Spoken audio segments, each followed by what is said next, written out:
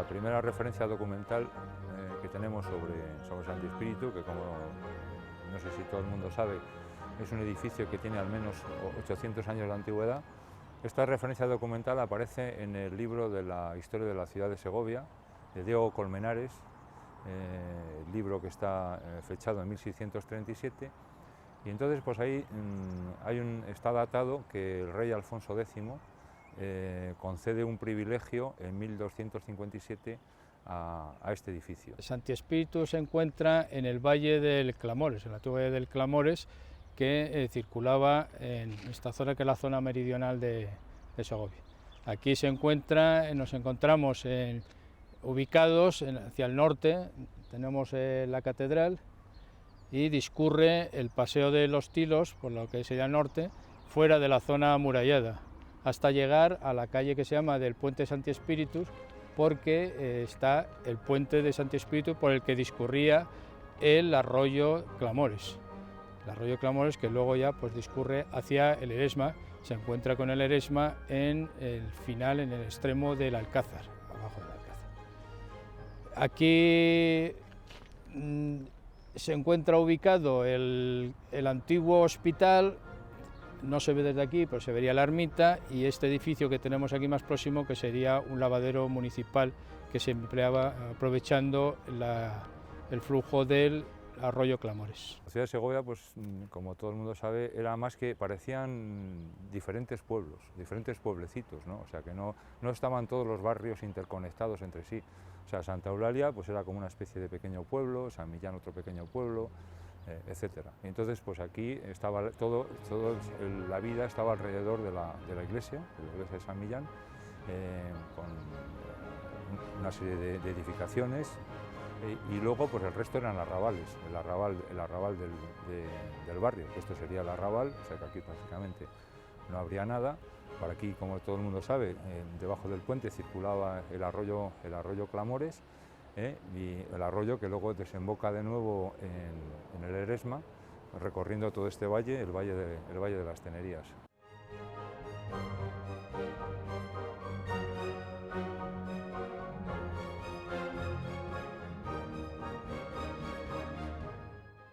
Se dedicaba a la recogida de los niños llamados expeditos, que eran los niños que se quedaban abandonados en las iglesias, en las puertas de las iglesias, y luego se traían aquí. De modo y manera que aquí se les daba se les cuidaba hasta que ya tenían una cierta edad, donde los niños pasaban al cuidado a un hospicio que existía, pero las niñas continuaban aquí porque eran educadas por las hermanas del hospital que estaba aquí ubicado. La Orden Hospitalaria de Santi Espíritu, que es de donde viene el nombre, fue creada por Guy de Montpellier en 1198 en Francia, y tenía la finalidad pues, de atender a ancianos desvalidos, a los pobres, a enfermos y a aquellos niños que eran abandonados por sus padres. Esa era la finalidad que tenía. Entonces nosotros en el siglo XVI, el obispo Ramírez de Haro, pues determina o dice, él conoce perfectamente cuáles eran las funciones que tenía el hospital en aquella época, y era la limosna y hospitalidad a los pobres, y luego atender también a esos niños abandonados por sus padres, que según dice la tradición lo hacían en la puerta de la iglesia y que se les conocía con el nombre de expósitos. Estos niños pues lo que se hacía era su crianza aquí en el hospital y luego también su educación. Es curioso la crianza porque había la ama mayor, que era la que cuando aparecía una exposición en la iglesia, se encargaba del niño y lo traía aquí al hospital para que fuera atendido en todo el tema de vestuario, de alimentación, etc. Había unas amas de lactancia aquí, entonces había una ama de lactancia que por 5 reales se encargaba de amamantar al niño, a ese niño, y si había más niños pues se llevaban a otras amas de lactancia a la provincia de Segovia.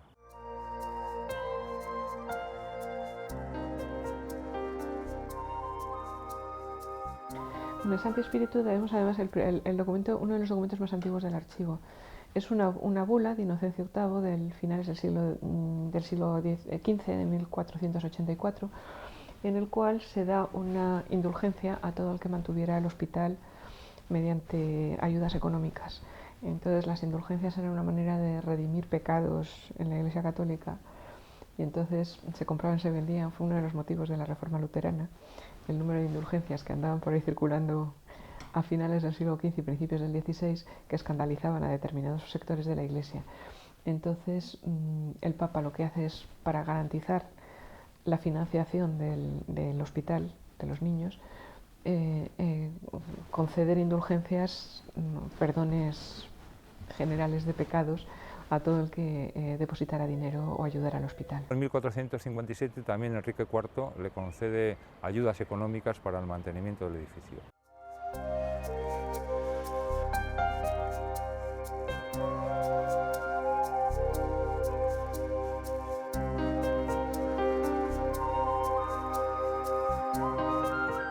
Había aquí un comendador que se llamaba Hernando de Bazán, que al parecer pues, no dedicaba su tiempo de una forma adecuada y los recursos a la gestión del edificio. Entonces aparece una serie de pleitos que desembocan en una bula del Papa Gregorio XIII que determina que tanto el edificio como sus enseres pasen a la ciudad de Segovia. Que el dinero que se les daba para mantenimiento del hospital, él lo empleaba para caza y uso propio. Con lo cual, pues en 1543 se le denuncia, en 1545 empieza un proceso contra él, a resultado del cual se le quita la encomienda, que pasa a ser del Ayuntamiento de Segovia. El pleito empieza en 1545, pero acabó el 27 de marzo de 1573, es cuando llega la bula papal por la cual pasa a ser del Ayuntamiento de Segovia. El pergamino original se encuentra en el Archivo Histórico de Segovia y en ella ya pues, pasa a ser el hospital o la encomienda del ayuntamiento. Desde ese momento, pues, el ayuntamiento o la ciudad dedica el hospital para la curación de bubas y para la producción de sudores para resfriados. Y es que tenemos que recordar que una gran parte de la población de Segovia pues se dedicaba a las fábricas que había aquí pues de paños, corambres, y algunos de estas personas pues tenían los penosos trabajos de limpiar la lana con aguas pues, segovianas muy frías y producían estos resfriados, ¿no? Esos paños pues tenemos que recordar que durante el siglo XV y XVI fueron muy importantes, esa producción fabril segoviana y pañera. Y muchas de las personas pues, tenían diferentes oficios, ¿no? Como tenedor, peinador, tintorero, pelaire, que hay una calle en el barrio de San Millán que se llama la calle de Pelaires, ¿no? Y competían, pues tenían un gran nivel, y tanto a nivel nacional como internacional, competían pues, con paños de Mantua, de Florencia, de las ciudades europeas. En cuanto a los bubones, decir que, o las bubas, el bubón pues es una inflamación de un ganglio linfático que se producía pues porque las condiciones medioambientales donde estaban estas personas no eran las adecuadas, falta de higiene, o la salud pública pues que era deficiente. Entonces convivían estas personas con insectos y parásitos, que sus picaduras producían estos bubones, que luego estas personas infectadas pues venían a este hospital y tenían una serie de tratamientos. Alguno podía ser la extirpación del bubón o otros paliativos para su curación.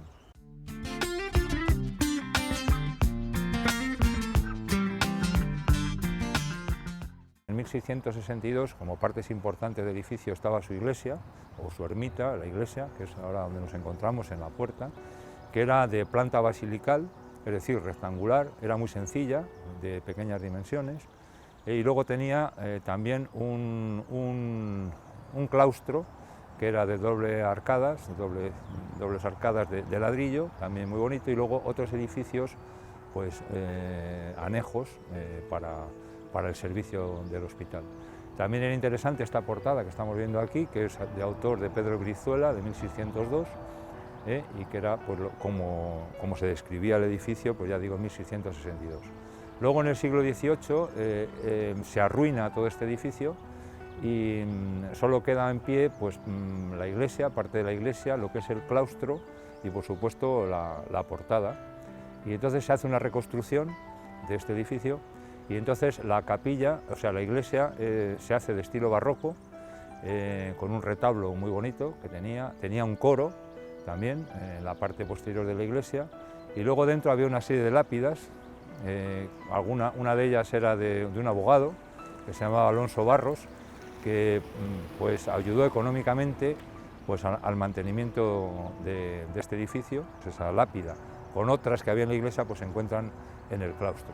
El claustro también se reconstruye, igual de doble arcada, de ladrillo. 3 de sus lados son las que tienen esta doble arcada de ladrillo, y por supuesto la portada, que es esta que vemos aquí, que culmina con el escudo de la ciudad. En el siglo XVIII este edificio también se utiliza como patio de comedias y escenario de juegos, porque no había en la ciudad nada donde se pudiera realizar. Durante unos años es así, y además pues consigue con eso un dinero que le venía muy bien al hospital por ese alquiler para esa función. Pero luego desaparece porque no se veía que no era el lugar más adecuado, porque estaba la iglesia al lado, etcétera, y entonces pues ya no deja esa función. También es interesante decir que el Hospital de Santi Espíritu se encargaba del cuidado de la ermita que está en La Piedad, esa ermita morisca, ¿no?, que está tan relacionada con aquella historia de Enrique IV. Entonces desde aquí, el hospital hacía una función religiosa todos los viernes de Dolores, justo que es el viernes anterior al Viernes Santo.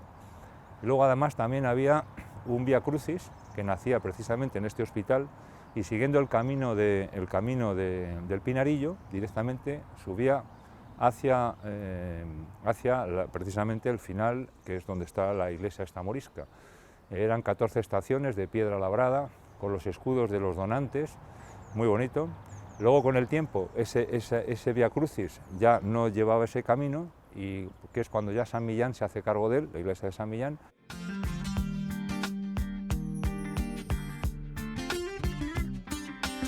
A mediados del siglo XVIII, los hermanos de San Juan de Dios, del Hospital de San Juan de Dios, ya lo traspasaron todo al ayuntamiento, ya todo el conjunto pasó a ser del ayuntamiento. Dentro de ella pues se cuenta de que había el altar mayor que se quiso luego instalar en varios sitios. Finalmente ha quedado instalado en la capilla del cementerio, el Santo Sepulcro. Ahí se encuentra lo que era el altar.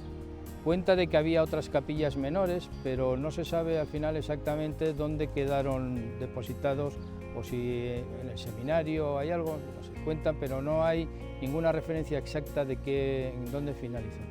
Se habla también de los 4 angelitos que había en las pechinas de la bóveda, pues hay 2 que creo que están en el mausoleo. Se cuenta que están en el mausoleo en un mausoleo militar que hay en el cementerio, y otros están en el Museo Provincial, están guardados, pero tampoco sería capaz de decir exactamente si están o no ahí. En el momento que la ciudad ya se encarga, como es hospital, de bubas y de producción de sudores para los resfriados, ya los religiosos ya no están en él, ¿no?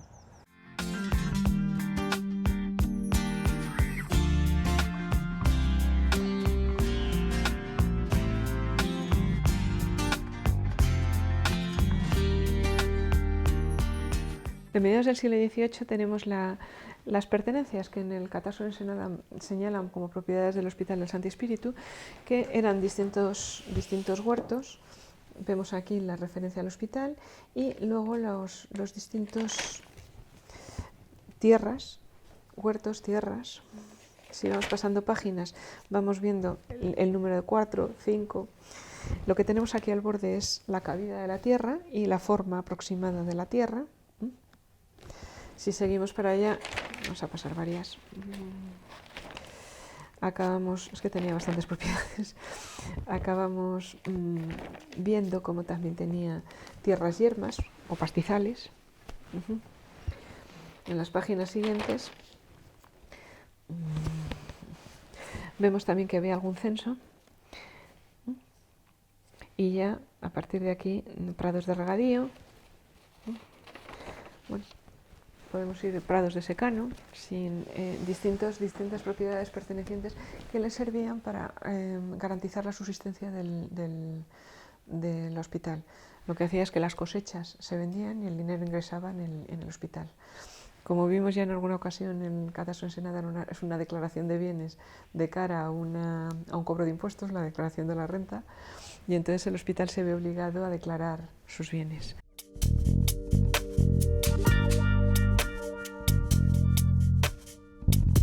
Cuando se produjo la desamortización, lo que se hizo fue una nacionalización de tierras, fundamentalmente de los bienes negociables, fácilmente vendibles, ya fueran títulos de deuda, ya fueran bienes inmuebles por perteneciente de las instituciones eclesiásticas o de beneficencia.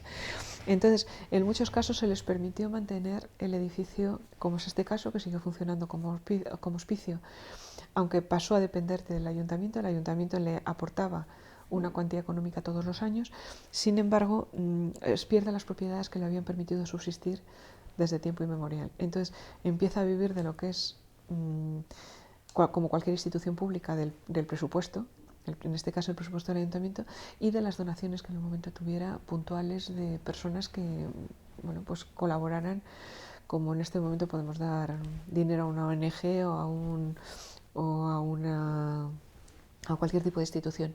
Pero el sustento básico de la beneficencia dejó de depender de su propia autonomía. Fue un caos. O sea, los años de la desamortización fueron terribles para estas personas, porque se encontraron que vivían en instituciones que no tenían medios de abastecimiento, ni de comida, ni de personal. Se quedan sin recursos, y las instituciones públicas todavía no se han hecho cargo de ellos. Entonces es un periodo de transición terriblemente duro para esta gente. Es el momento en el que desaparecen gran cantidad de instituciones de beneficencia y se crean otras ya con una idea, si se quiere, menos, se rompe el concepto de beneficencia y pasamos ya más al derecho social o a la seguridad social.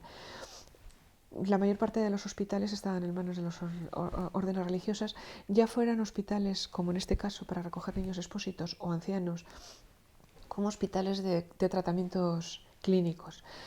Desaparecen como tal, dejan de tener sus propios recursos como instituciones privadas dependientes de la Iglesia, de alguna relación con la Iglesia Católica, para generarse lo que son los hospitales ya relacionados con las instituciones públicas.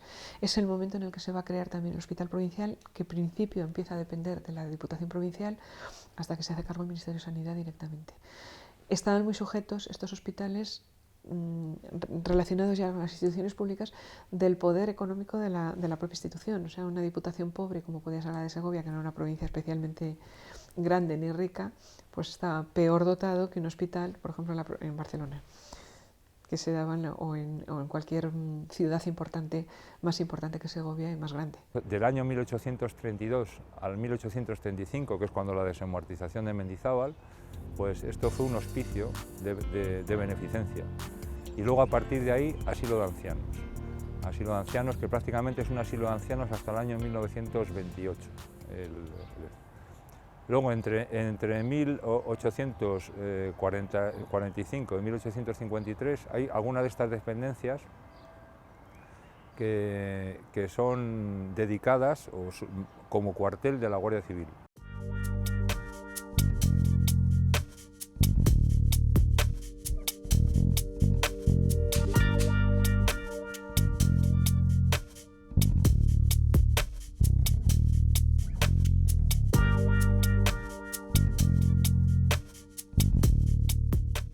Encontramos una breve historia del convento, escrito en 1878, cuando se produce la desamortización. El convento deja de depender directamente de la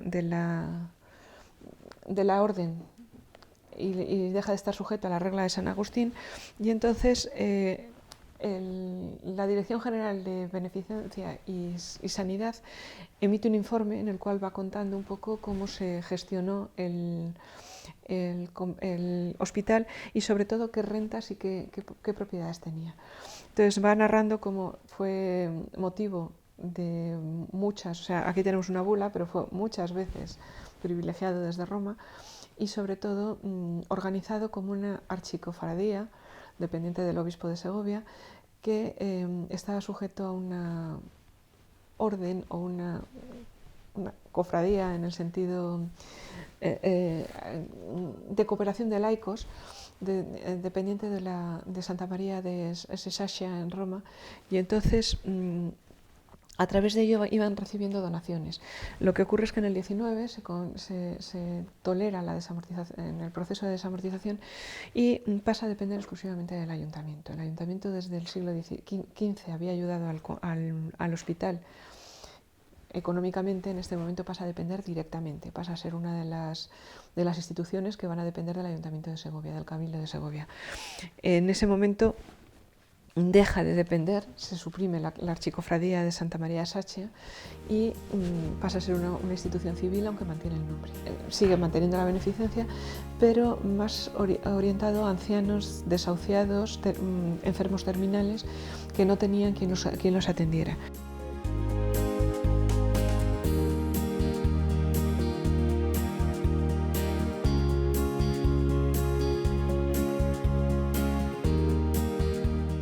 Desde el momento en que el ayuntamiento se hace cargo del hospital, lo que tenemos es toda la contabilidad existente desde 1875. Va salteando los distintos años, donde aparecen los ingresos que tiene y los cargos. Ingresos entendemos lo que serían, los cargos serían los pagos. Aquí ya hemos saltado a 1903, está la serie completa hasta 1935, igual que toda la correspondencia que mantiene con distintas instituciones. Vamos viendo cómo se van generando libros de correspondencia en función a las fechas en las cuales está ordenado por años, cómo se va. Ya hay un trocito de correspondencia específica que en los años estos hay un seguimiento, en los últimos años en los que es hospital, hay un seguimiento expreso de lo que es toda la correspondencia y las rendiciones de cuentas que se hacen a la Dirección General de Beneficencia en esos años. Por ejemplo, los escudos son muy bonitos y la letra también es una letra heredera ya del XIX, que se va a alargar a lo largo de de la primera mitad del siglo XX. Las últimas referencias son de 1935.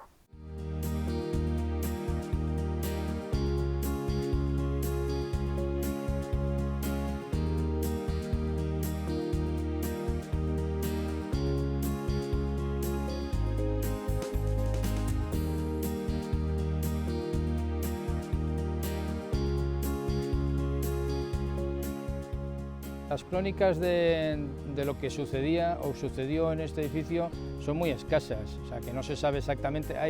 Sí que hay algunos documentos que hablan de gente que estuvo aquí, pero no sería posible decir el número exacto de gente, el número de niños que fueron recogidos, o cuando fue asilo de ancianos, el número de ancianos. No se sabe exactamente el personal o cuánta gente fue tratada en este hospital. Se sabe su uso, pero no los detalles. Yo creo que no se saben los detalles exactos de cuánto o cuál era, digamos, el número de gente que se trató. Yo no he localizado, no digo que no acabe ocurriendo, no he localizado todavía ninguna referencia concreta a las personas que habitaron, que estuvieron recogidas en este centro. Sí que es verdad que normalmente todo lo que es beneficencia, como todos los desheredados, son personas anónimas que no tienen una relevancia importante, ni llegan a que su nombre aparezca en los libros de historia, con lo cual normalmente son listados de nombres bastante impersonales. Sí que es cierto que en muchos casos estas mismas personas se encargaban de hacer desaparecer la referencia, sobre todo los niños expósitos, como alguno saliera del hoyo y destacara medianamente, incluso cambiaba el apellido. Los apellidos de los expósitos normalmente estaban relacionados con los santos San Juan, Santa María, o el mismo apellido Expósito, que aparece como tal muchas veces en castellano, pero muchos de ellos cambiaron de nombre, adoptaron los nombres de muchas de las personas que los acogieron y desaparecen o se oscurecen en el relato. Relaciones de personas no tenemos, con lo cual yo no te puedo dar un número de cuántas personas habitaban en los momentos importantes de funcionamiento del hospital. Sí que es cierto que era rico. O sea, si uno mira las cuentas de los años estos, se encuentra que a lo mejor tenía ingresos de 4.000 entre 4 y 5.000 pesetas, que era una barbaridad para principios del siglo XX. Esos números en concreto yo no los he podido localizar, pero lógicamente deberían ser muy numerosos, porque también pues, a todas las personas estas que ayudaban económicamente, pues la Iglesia les concedió una serie de indulgencias, ¿no?, por ayudar, y hay muchísimas bulas de los papas, ¿no?, que se pueden consultar en el archivo segoviano, en el que se ve pues, que todas esas ayudas económicas para ayudar al hospital pues, se correspondían con una serie de consideraciones, ¿no?, por parte de la Iglesia. Eso quiere decir, y que también incluso que había, el propio hospital tiene una serie de propiedades por la provincia de Segovia, ¿no?, que se le daban. Todo esto hace pensar pues, que era un hospital que tenía una gran importancia en la ciudad, ¿no?, cuando en Segovia pues, a lo mejor no había otros hospitales, ¿no? Por eso quiero decir que sí, que que lógicamente ese número debía ser numeroso, aunque no figuren esos listados o esos números en concreto, por lo menos hasta el momento no los hemos localizado.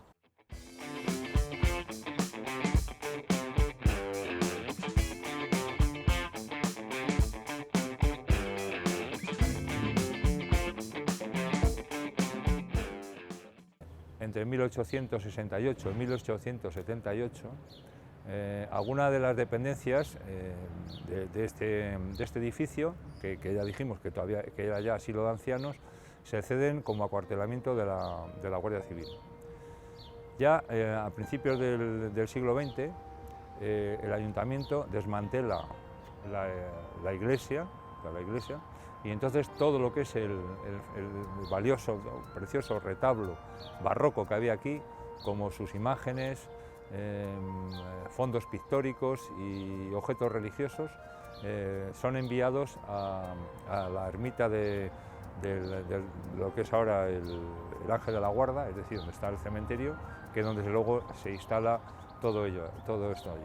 En 1902 se hacen también algunas reformas en el edificio, y entonces el parque de artillería, desde que estaba en Segovia, pues algunas de estas locales se emplean para uso del hospital de artillería. Y en 1918 para el regimiento de artillería pesada. Durante los años 20 el ayuntamiento instala aquí un laboratorio para análisis de alimentos, y también la Cruz Roja también, un local también está aquí, la Cruz Roja.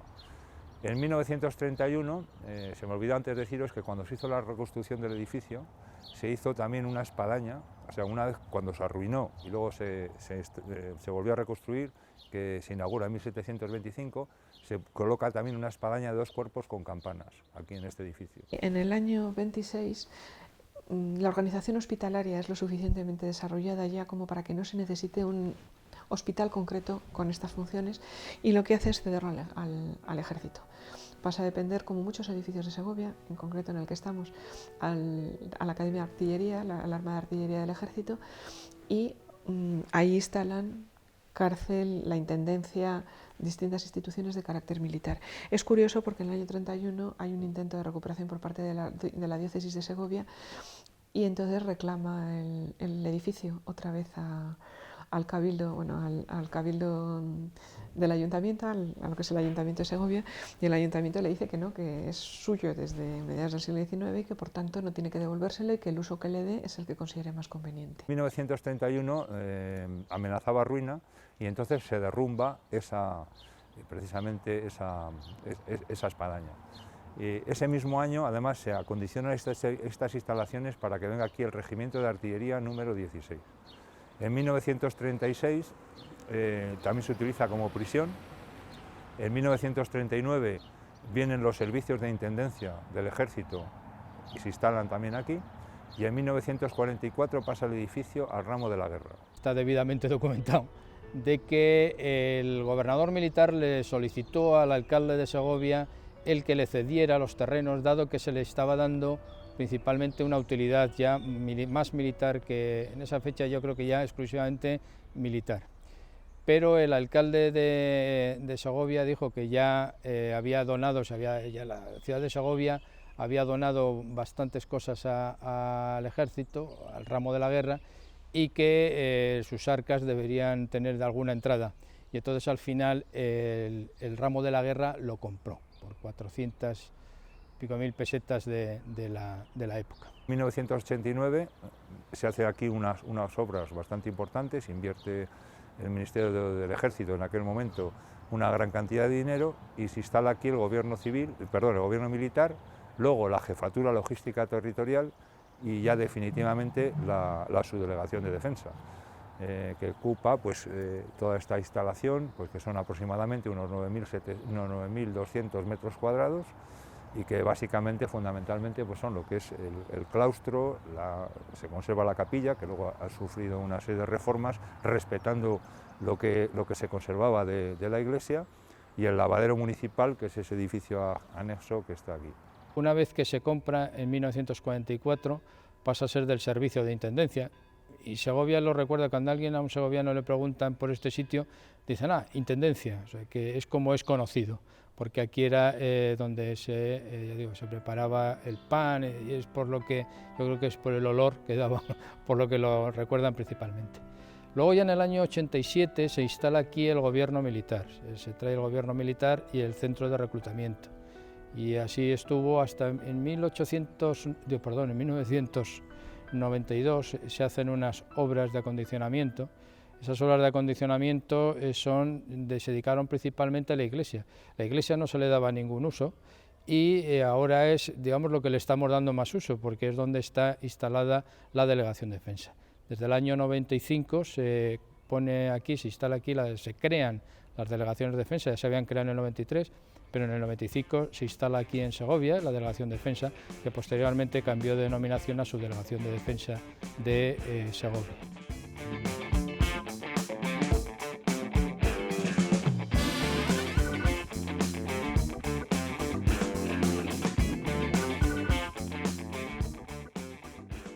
Actualmente en esta instalación estamos solamente la Subdelegación de Defensa y la Real Hermandad de Veteranos de las Fuerzas Armadas y la Guardia Civil.